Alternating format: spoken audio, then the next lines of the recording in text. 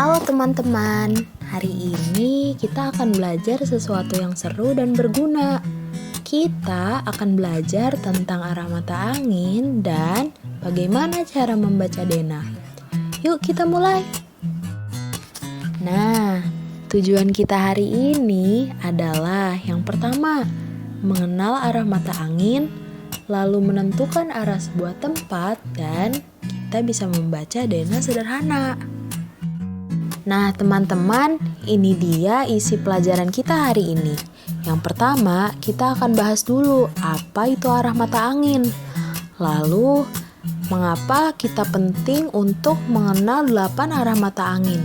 Contohnya seperti utara, selatan, barat, dan juga timur. Lalu, kita akan melihat alat bantu untuk menentukan arah seperti kompas dan juga matahari. Lalu seterusnya kita akan pelajari juga bagaimana cara membaca denah sederhana. Dan yang terakhir, kita juga akan belajar untuk menentukan lokasi berdasarkan arah dan juga denah. Yuk, kita lanjut ke bagian pertama. Nah, teman-teman, pernahkah kalian bingung menentukan arah? Misalnya, saat mencari letak rumah teman atau saat ditanya, kelas 3 ada di sebelah mana dari perpustakaan? Nah, untuk itulah kita belajar tentang arah mata angin. Jadi, arah mata angin adalah petunjuk arah yang membantu kita menunjukkan posisi suatu tempat. Nah, teman-teman, mari kita mengenal 8 arah mata angin.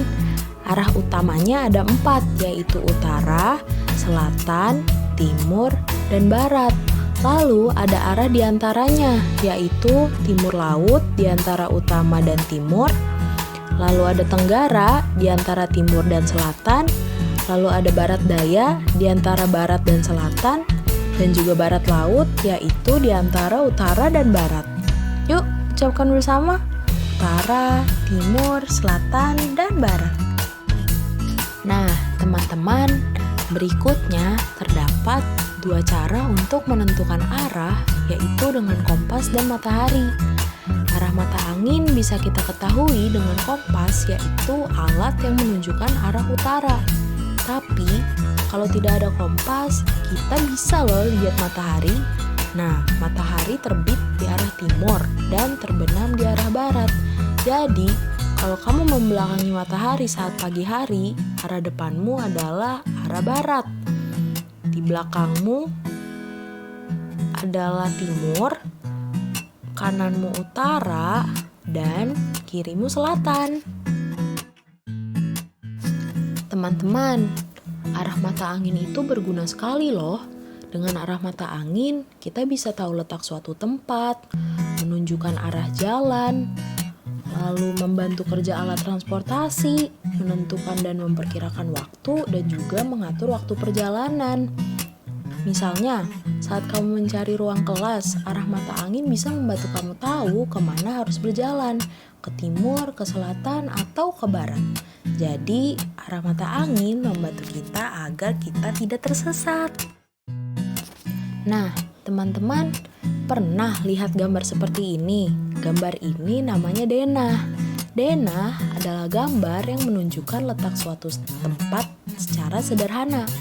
Denah bisa menunjukkan letak ruang kelas, ruang guru, toilet, perpustakaan, dan lainnya di sekolah. Atau dapat menunjukkan letak atau posisi ruang-ruangan di rumah seperti garasi, toilet, dapur, dan juga kamar utama. Denah biasanya digunakan di sekolah, peta lokasi rumah, atau saat acara penting.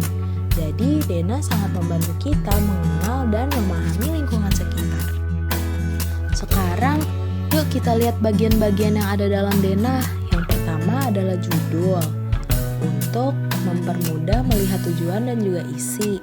Lalu, ada arah mata angin, untuk menunjukkan arah, seperti timur, barat, selatan, dan juga utara. Lalu, denah biasanya berisi informasi penting seperti nama jalan, nama bangunan, dan juga tempat umum. Lalu, denah juga biasanya menggunakan simbol atau gambar ruangan, misalnya kotak kecil untuk kelas atau lingkaran untuk taman. Ada juga keterangan nama ruangan, dan supaya kita tahu tempat itu apa.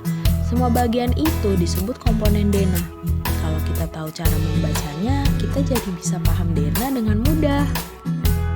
Nah teman-teman, berikut ini adalah contoh denah dan juga simbol tempat yang digunakan. Contoh pertama yaitu kantor pos berada di sebelah tenggara kantor kelurahan, atau sebaliknya, kantor kelurahan berada di sebelah barat laut dari kantor pos.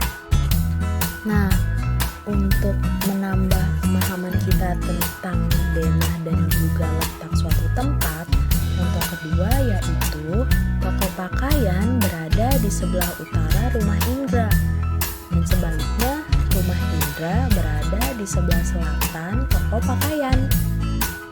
Nah, untuk memastikan kita benar-benar paham, contoh ketiga ini